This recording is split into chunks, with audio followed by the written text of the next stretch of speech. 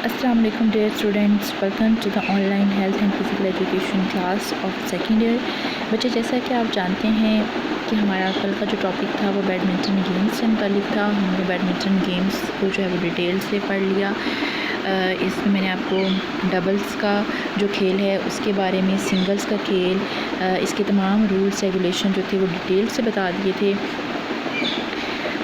आज का जो हमारा टॉपिक है वो हाई जंप से मुताल्लिक है। हाई जंप में जो चीज़ें यूज़ होती हैं, सबसे पहले मैं आपको वो दिखा देती हूँ और बता भी देती हूँ। एक मैट्रेस जहाँ पर जंप किया जाता है, उसके बाद इसमें दो जो हैं वो पोल्स, एक बार जिसके ऊपर से क्रॉस करके मैट्रेस के ऊपर जंप लगाया जाता है, और लैंडिंग एरिया, ठीक है। और ये तमाम जो चीज़ें हैं वो हाई जंप में इस्तेमाल होती हैं। अब मैं आपको हाई जंप के जो कवानीन हैं उनके बारे में बताती हूँ कि हाई जंप के क्या कवानीन हैं। सबसे पहला जो इसका कानून है वो है नंबर 1 पर ऊंची छलांग, यानी कि हाई जंप भी एथलेटिक्स का एक इवेंट है। एथलेटिक्स के प्रोग्राम में इस इवेंट का दिन और टाइम जो है वो छपता है। नंबर 2 पर है स्पीकर पर फ़र्स्ट कॉल की जाती है। इसका मतलब ये होता है कि तमाम प्लेयर्स अपने जिस्म को वार्म अप कर लें, फिर इसके 20 मिनट के बाद सेकंड कॉल होती है। इसका मतलब है कि तमाम खिलाड़ी हाई जंप में हिस्सा लेना चाहते हैं वो मुकाबले के शुरू होने की जगह पर पहुंच जाएं। नंबर 3 पर है मुकाबले के शुरू होने से पहले खिलाड़ियों की बारी का तयन पूरा अंदाज़े के ज़रिए किया जाएगा। मुकाबला शुरू होने से पहले चीफ जज इब्तदाई ऊंचाई के बारे में तमाम खिलाड़ियों को बताएगा। जैसे ही मुकाबला शुरू होगा, जो चीफ जज होगा वो इब्तदाई ऊंचाई के बारे में तमाम प्लेयर्स को आगाह कर देगा कि इतनी ऊंचाई है और आपने यहाँ से जंप करना है। हर नई बुलंदी पर खिलाड़ियों को ऊंचाई के मुतालिक बताया जाएगा। हर नई बुलंदी से मुराद ये है कि जैसे ही एक दफ़ा जंप लगाया जाएगा, उसके बाद बार को 2 सेंटीमीटर जो है वो ऊंचा कर दिया जाता है। इस तरह हर बार जो बार होती है उसको 2 सेंटीमीटर ऊंचा किया जाता है। तो इस तरह हर नई बुलंदी पर जो प्लेयर्स होते हैं उनको ऊंचाई के बारे में आगाह किया जाता है। हर खिलाड़ी को ऊंची छलांग लगाने के लिए 1 पाँव पर उछलना होगा। जब भी उसको हाई जंप करना होगा तो वो 1 पाँव पर जो है वो उछलेगा, तभी वो हाई जंप जो है वो सही माना जाएगा। अगर वो अपने दोनों पाँव पर उछलता है तो ये हाई जंप जो है उसकी कोशिश नाकाम से सवर की जाएगी। नंबर 7 पर है जब मुकाबला शुरू हो जाए तो किसी खिलाड़ी को परमिशन नहीं होती कि वो रनवे को एक्सरसाइज यानी कि मशक करने के लिए इस्तेमाल कर सके या प्रैक्टिस करने के लिए इस्तेमाल कर सके। बास प्लेयर जो हैं वो वार्म अप करने के लिए उस एरिया को इस्तेमाल करते हैं। बास प्लेयर जो हैं वो एक्सरसाइज करना शुरू कर देते हैं, और बास प्रैक्टिस के लिए, ठीक है, बास जो हैं वो प्लेयर्स और प्रैक्टिस के लिए इसको यूज़ करते हैं। तो जब मुकाबला शुरू हो जाए, किसी भी प्लेयर को परमिशन नहीं होती कि वो रनवे को मशक के लिए इस्तेमाल कर सके। अच्छा, इसके बाद हमारे पास नंबर 8 पॉइंट है कि जंप करते वक्त अगर जिस्म क्रॉस बार को टच हो जाए तो वो नाकामी नहीं होगी, बल्कि जब क्रॉस बार नीचे गिर जाती है तो इस वक्त नाकामी होगी। मैं आपको ज़रा थोड़ा सा इसको दिखा भी देती हूँ कि जंप करते वक्त अगर जिस्म क्रॉस बार को टच हो जाए,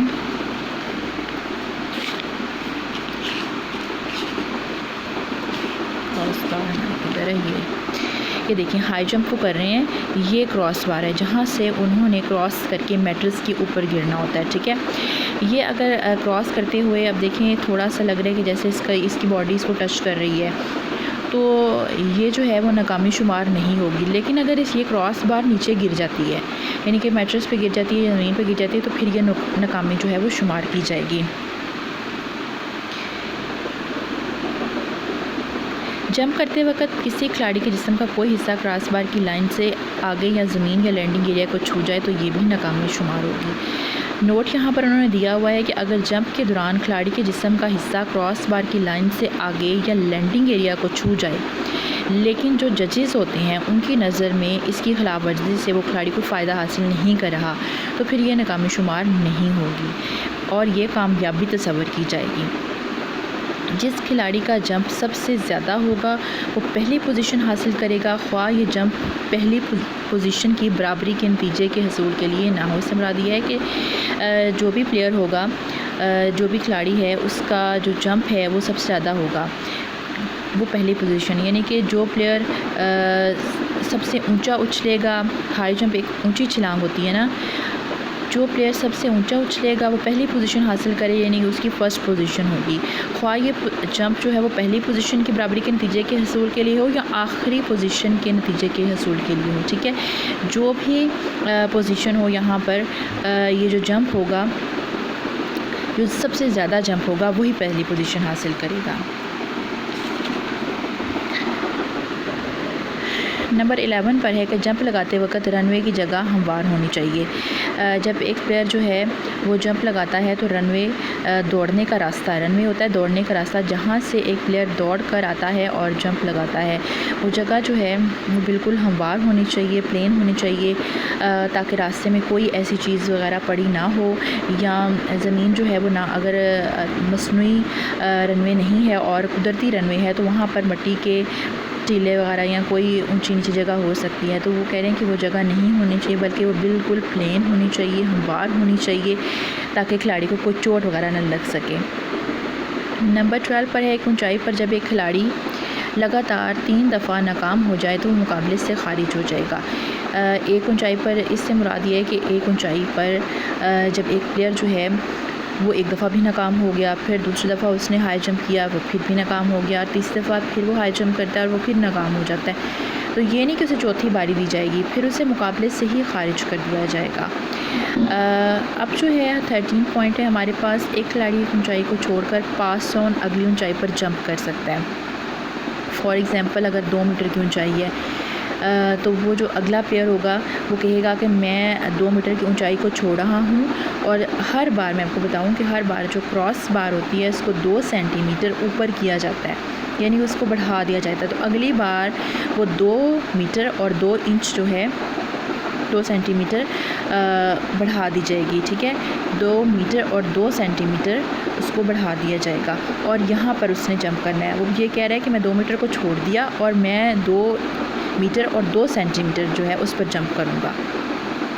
जो ऊंचाई एक दफ़ा छोड़ दी जाती है दोबारा इस ऊंचाई पर जंप नहीं लगाया जा सकता, मास्टर पहली पोजीशन की बराबरी की सूरत में। अच्छा, मैं यहाँ पर आपको एक बात क्लियर कर देती हूँ कि जो ऊंचाई जो है उसने एक दफ़ा छोड़ दिया, ठीक है, उसने 2 मीटर की ऊंचाई जो थी वो एक दफ़ा छोड़ दी, अब वो दोबारा इस ऊंचाई पर जंप नहीं लगा सकता, मास्टर इसके अगर वो पहली पोजीशन की बराबरी की सूरत में वो फर्स्ट पोजीशन निकालनी है तो इस सूरत में जो है वो वहाँ पर जंप लगा सकता है, अदरवाइज़ उसको वहाँ पर जंप लगाने की परमिशन नहीं होगी। नंबर 15 पॉइंट है हमारे पास कि अगर कोई खिलाड़ी नया रिकॉर्ड बनाता है, नया रिकॉर्ड ये कि पहले उस तरह का कोई रिकॉर्ड नहीं बना हुआ, यानी कि वो आलमी रिकॉर्ड हो सकता है, तो मुतलका जज साहिबान क्रॉस बार की ऊंचाई को दोबारा चेक करेंगे। जैसे ही कोई खिलाड़ी वर्ल्ड रिकॉर्ड, नया रिकॉर्ड बनाने से मुराद ये कि वर्ल्ड रिकॉर्ड बनाना, नया रिकॉर्ड जो कि पहले मौजूद नहीं था हिस्ट्री में, तो मुतलका जज से मुराद ये है कि जो जज वहाँ पर मौजूद होगा, जो इस इवेंट को ऑर्गेनाइज़ करवा रहा है, वो क्रॉस बार की ऊंचाई को दोबारा चेक करेंगे कि आया क्रॉस बार की जो ऊंचाई है जहाँ पर इसने जंप लगाया है वो सही है या गलत है। इसके बाद नंबर 16 पर पॉइंट आता है कि अगर बाकी तमाम खिलाड़ी नाकाम हो जाएं तो जीतने वाला खिलाड़ी इस वक्त तक अपनी कोशिश को जारी रख सकता है जब तक वो मज़ीद जंप लगाने के हक़ से महरूम ना हो जाए या वो खुद दस्तबरदार नहीं हो जाता। अब यहाँ पर है कि अगर बाकी तमाम खिलाड़ी नाकाम हो जाते हैं और सिर्फ मुकाबले में एक ही प्लेयर रह जाता है तो वो एक खिलाड़ी भी अकेला खेल सकता है। ये है ना मज़े की बात कि और कोई गेम ऐसे नहीं जिसमें वो अकेला खेलता रहे, यहाँ हाई जंप में वो अकेला भी खेल सकता है, यानी कि जब तक वो खुद इस मुकाबले से दस्तबरदार नहीं हो जाता। अगर कोई खिलाड़ी मुकाबला जीतने के बाद भी अगली ऊंचाई पर जंप करना चाहता है तो वो जंप कर सकता है। हर खिलाड़ी को जंप के लिए 1 मिनट का वक्त दिया जाएगा, लेकिन जब आखिरी मराहल होते हैं उस वक़्त जो है वो हर खिलाड़ी को 3 मिनट दे दी जाते हैं, और जब एक ही खिलाड़ी रह जाए और वो मुकाबला जारी रखना चाहे तो उसको फिर एक दफ़ा जंप लगाने के बाद 5 मिनट का वक्फा जो है, यानी 5 मिनट का वक्त जो है उसको दे दिया जाता है। ये बात आपने नोट करनी है कि जैसे ही मुकाबला शुरू होता है हर खिलाड़ी को 1 मिनट का टाइम दिया जाता है। उसके बाद जब आखिरी मराहल पर मुकाबला होता है, यानी 1 2 3 प्लेयर्स रह जाते हैं तो उनको 3 मिनट दिए जाते हैं, और जब एक ही खिलाड़ी रह जाए तो उसको 5 मिनट का वक़्त जो है वो दे दिया जाता है। एक खिलाड़ी दौड़ने या उछलने की जगह पर इंतज़ामिया की मुहैया करदा निशान जो है वो रख सकता है, ठीक है। जो वहाँ पर इंतज़ामिया मुहैया करेगी वो अपना कोई भी निशान वहाँ पर नहीं रख सकता खुद ज़ाती। जज साहिबान के लिए लाजमी है कि मुकाबला शुरू करने से पहले क्रॉस बार के सामने वाले हिस्से पर कोई निशान लगा दें, ताकि हर दफ़ा क्रॉस बार गिरने की सूरत में इसे पहली वाली हालत के मुताबिक टीकों पर रखा जा सके। ये बहुत इंपॉर्टेंट पॉइंट है कि जैसे ही मैं आपको दिखा भी देती हूँ, ये चेकें गिरती हैं, ठीक है, यहाँ पर चेकें लगाई जाती हैं, ये क्रॉस बार है, तो जज साहिबान को चाहिए कि यहाँ पर कोई निशान लगा दे, ताकि जैसे ही वो नीचे गिरती है दोबारा उसे उस जगह पर फिट किया जा सके जहाँ से वो गिरी थी। एक खिलाड़ी को क्रॉस बार पर रुमाल वगैरह रखने की परमिशन जो है वो बिल्कुल नहीं होती।